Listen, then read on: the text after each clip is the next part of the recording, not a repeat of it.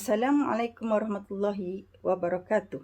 Tuan-tuan, puan-puan dan anak-anak yang dirahmati Allah Subhanahu Wa Taala. Di kesempatan ini, kami ingin berkongsi dengan semua coretan oleh Syekh Abdul Wahid Al-Wakil dalam bukunya Buyutuna fi Ramadan. Imam Ahmad dan Nasa'i telah meriwayatkan sebuah hadis daripada Abu Hurairah radhiyallahu anhu. Rasulullah bersabda, Ramadan telah datang kepada kamu yang merupakan bulan berkat dan Allah telah mewajibkan puasa dalam bulan ini.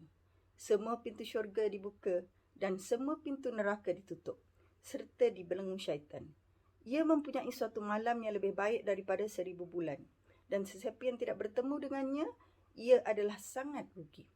Sesungguhnya ia adalah kekasih yang ditunggu-tunggu dan Rasulullah SAW telah bersabda, telah datang kepada kamu Ramadan yang menjadi penghulu segala bulan. Selamat datang Ramadan. Rasulullah SAW dan para sahabat telah mempersiapkan diri mereka semenjak bulan Syakban lagi dalam menyambut Ramadan. Mereka melakukan persiapan dalam pelbagai aspek. Persediaan berpuasa, persediaan tilawah Al-Quran, persediaan dengan doa dan persediaan dengan mengingati kelebihan Ramadan.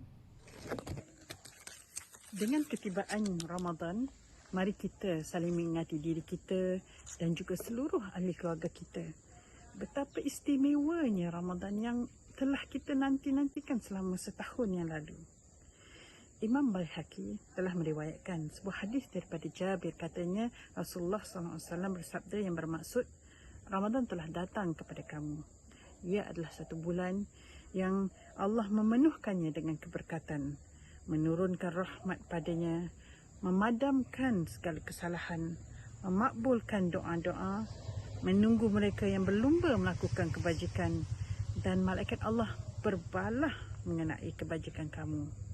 Maka tunjukkanlah kepada Allah kebajikan, kerana orang yang celaka ialah mereka yang tidak mendapat rahmat Allah dalam bulan tersebut.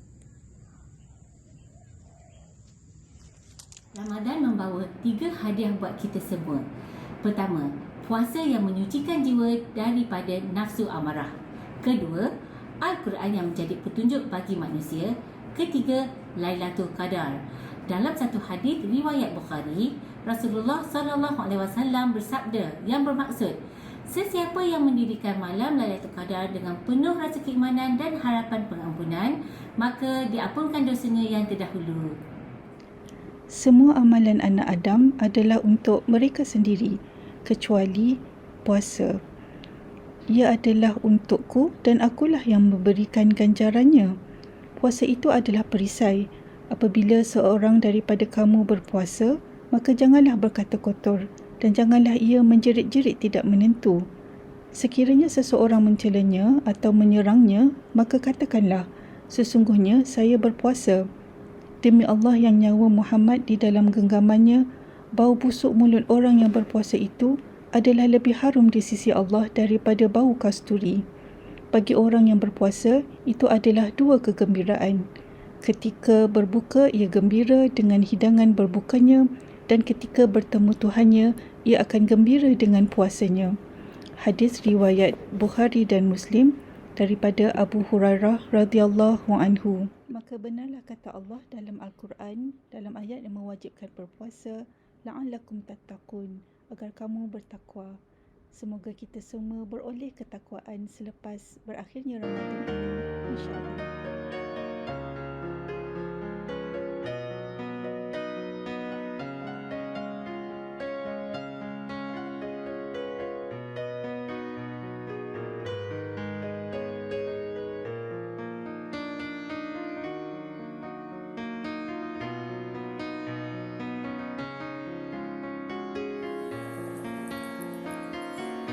Semasa kita berbuka puasa, jangan lupa untuk menitipkan doa.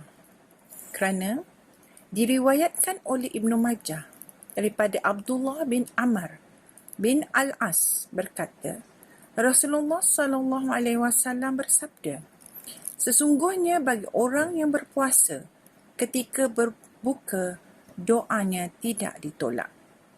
Diriwayatkan oleh Tirmizi dan Ibnu Majah daripada Anas radhiyallahu an, sesungguhnya Rasulullah SAW bersabda, Yang maksudnya, 3 golongan yang tidak ditolak doanya ialah orang yang berpuasa ketika berbuka, imam yang adil dan doa orang yang dizalimi. Dalam riwayat Abu Hurairah, 3 doa yang tidak ditolak iaitu doa bapa kepada anaknya dan doa orang musafir. Tuan-tuan, puan-puan dan anak-anak yang dikasihi, sesungguhnya puasa itu perisai. Diriwayatkan oleh Bukhari dan Muslim daripada Abu Hurairah radhiyallahu anhu, Rasulullah sallallahu alaihi wasallam telah bersabda, puasa itu perisai. Apabila seseorang kamu berpuasa, maka janganlah berkata perkataan kotor atau sia-sia. Jika ada orang yang menyerang atau mencela, maka katalah, aku berpuasa, aku berpuasa. Sesungguhnya siang hari Ramadan merupakan modal yang harus dijaga.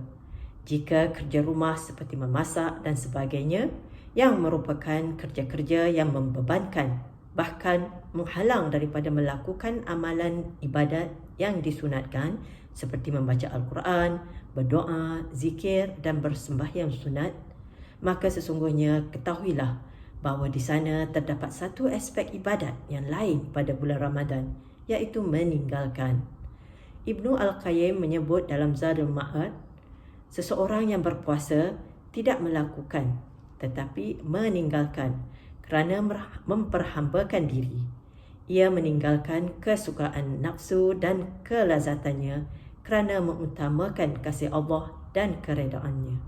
Puasa memelihara kesihatan hati dan anggota badan serta mengembalikan kepadanya segala yang telah dirampas oleh nafsu syahwat. Apabila seseorang sedang berpuasa, ia meninggalkan kesukaan nafsu dan kelazatannya. Ia meninggalkan perkara yang harus dan bukan haram kerana kecintaannya kepada Allah. Maka bagaimana dengan yang makruh dan haram? Bukankah ia lebih utama untuk ditinggalkan? Bulan Ramadan adalah bulan kebajikan di mana umat Islam disarankan untuk mengingati nikmat Allah yang Allah berikan kepada kita. Maka pada bulan Ramadan, sifat-sifat mulia, sifat-sifat iaitu pemurah akan lebih terselah. Iaitu dengan membiasakan diri kita membaca Al-Quran dan juga bergaul dengan orang-orang soleh. Maka sifat kemurahan itu akan mencapai kemuncak yang paling tinggi. Sama-sama kita doakan semoga Ramadan kita kali ini dapat menyucikan hati dan jiwa kita, mengeratkan kasih sayang sesama ahli keluarga, mengeratkan silaturahim dengan kenalan dan juga jiran tetangga. Dan kami mengucapkan selamat memburu malam Lailatul Qadar. Dan akhir sekali, Ikram Putrajaya mengucapkan salam Ramadan Karim buat semua. Take care. Bye. Assalamualaikum.